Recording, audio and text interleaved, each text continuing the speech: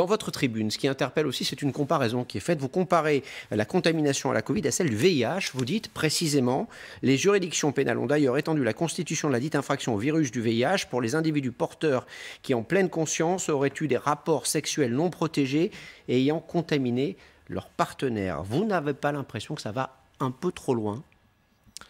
Bonjour. Je vais vous répondre de manière assez précise. D'abord, il faut se dire qu'à l'heure actuelle, la problématique que nous rencontrons, c'est une certaine forme de carence normative, c'est-à-dire qu'il n'y a pas d'obligation vaccinale. Ça, c'est le premier point. Le deuxième point, c'est que on assiste aujourd'hui à un argumentaire qui, visiblement, prendrait ses sources dans la liberté fondamentale en disant que nous avons franchi la ligne rouge ou que c'est liberticide, etc., etc. Or, ce que je crois, c'est qu'ici, il y a une véritable inversion des valeurs. Concrètement, ce qui se passe, et je vais vous répondre, j'ai besoin de développer pour vous expliquer le sens de ma réponse. Je vous relancerai sinon, Marie le fera, comptez sur nous. Allez-y. Ce qui se passe concrètement, c'est qu'aujourd'hui, on a 80% des lits dans les hôpitaux qui sont occupés par des personnes qui sont non vaccinées. Bien entendu, tout le monde doit être soigné en vertu du serment d'Hippocrate, sauf que la réalité, c'est celle des déprogrammations. Des programmations de personnes qui doivent être opérées pour des tumeurs, des programmations de personnes qui ont de graves problèmes cancéreux, des programmations de personnes qui ont des AVC, par exemple. On a une salve d'exemples, et pas plus tard que ce matin dans le taxi, il m'expliquait que sa maman a attendu 1 mois pour être prise en charge. Ça, c'est la réalité. Le deuxième problème que nous rencontrons dans cette crise, c'est qu'on s'aperçoit que les désinformateurs, ceux qui fabriquent des faux passes, ceux qui s'inscrivent dans une chaîne de causalité des responsabilités, sont aujourd'hui à l'abri de tout. C'est déjà puni par la loi. Vous n'avez pas le droit de propager de fausses informations. Et si vous faites un faux pas sanitaire, vous êtes susceptible d'être poursuivi en justice. Alors, à partir du moment où il n'y a pas d'obligation vaccinale, la position, l'orientation à donner sur le vaccin en lui-même relève de l'opinion.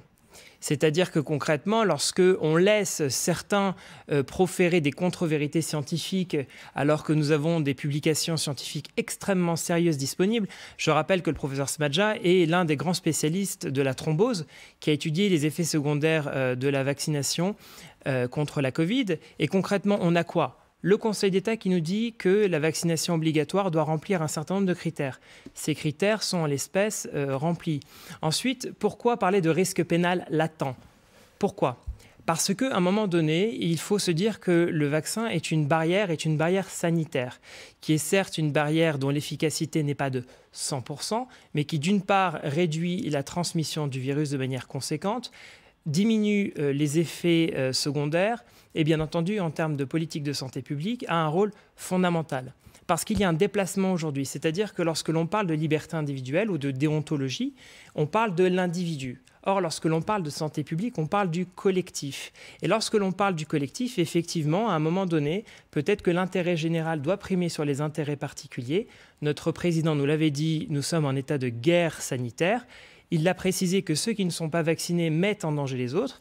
Alors peut-être faut-il effectivement débattre sur une éventuelle réforme, sur un élargissement de certaines infractions. Maître, sur le constat, nous sommes tous d'accord. Je pense qu'il y a un consensus. Maintenant, c'est sur la comparaison avec le sida.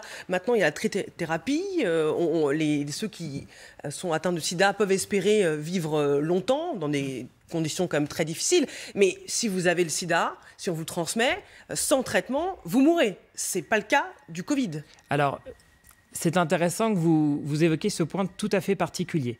Car la Cour de cassation, voyez-vous, a conclu qu'il s'agissait d'administration de substances nuisibles, car nous ne mourions pas du sida, mais des conséquences du sida. Ce qui est fondamentalement différent et comparable à la Covid, car on ne meurt pas du Covid, mais des conséquences de la Covid-19.